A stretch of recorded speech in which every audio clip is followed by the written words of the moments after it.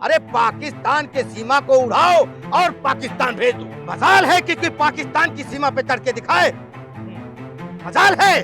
तो गुजरात से आया था, वो सोचा मैं भी रघुपुरा पे पहुंच जाऊं। पाकिस्तानियों पे कोई काला जादू नहीं चलता है, बस इन पे एक ही डंडा चलना चाहिए। तो डंडा लो और उनको टपाटप करो। पर कुछ लोग वो हैं जो घुस के भी आ गए, कह रहे मैं तो अपने मामू से मिलने आई थी 6 महीना पहले। हिंदुस्तान की पुलिस हमारी बोली मामू से मिलिए तो चले जाओ। बोले मामू नहीं, अब तो मेरे सोहर है। प्रेम भाव वाला देश हमारा हिंदुस्तान, जो भी आओ कटोरा लेके ही बच जाओ। हैदर को लेकर चर्चाएं हैं। भारत सरकार ने निर्देश जारी किया था 48 घंटे के अंदर सभी पाकिस्तानियों को यहां से जाना होगा, बजाय उसके सीमा हैदर भारत में है, अब सवालों के घेरे में थी। इस बीच देखा गया घर में कोई घुसपैठिया घुस गया, इस तरीके का जो आरोप है एपी सिंह ने लगाया। बताया कि गुजरात से कोई व्यक्ति आया और सीमा के घर में घुस गया। किस तरीके से देख रहे हैं इस चीज को?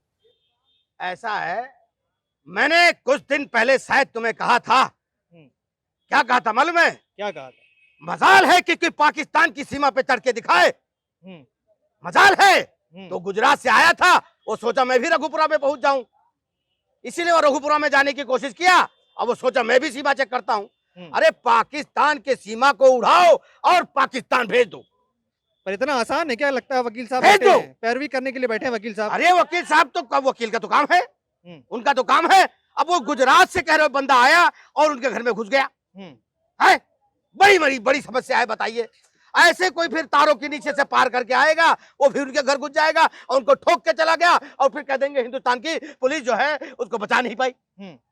कहीं ना कहीं गलत है। क्या मंसूबे के साथ आया होगा? क्या लगता है, क्या बदले के भाव? क्योंकि वो तो कहता है काला जादू कर दिया। अरे कोई काला जादू नहीं, पाकिस्तानियों पे कोई काला जादू नहीं चलता है, बस इन पे एक ही डंडा चलना चाहिए। जो डंडा लो और उनको टपाटप करो, और जो आज एक एक पाकिस्तानी को हिंदुस्तान से बाहर खदेड़ो सबको। पर क्या लगता है, जब 48 घंटे का अल्टीमेटम दिया गया था भारत सरकार के द्वारा, उसके बावजूद अभी तक सीमा भारत में है और कहीं ना कहीं अपने आप महफूज है, अपने घर में है।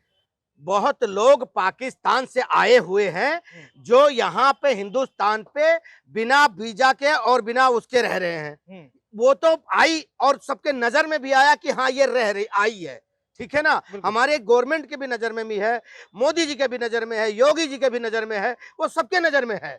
पर कुछ लोग वो हैं जो घुस के भी आ गए, कह रहे मैं तो अपने मामू से मिलने आई थी 6 महीना पहले।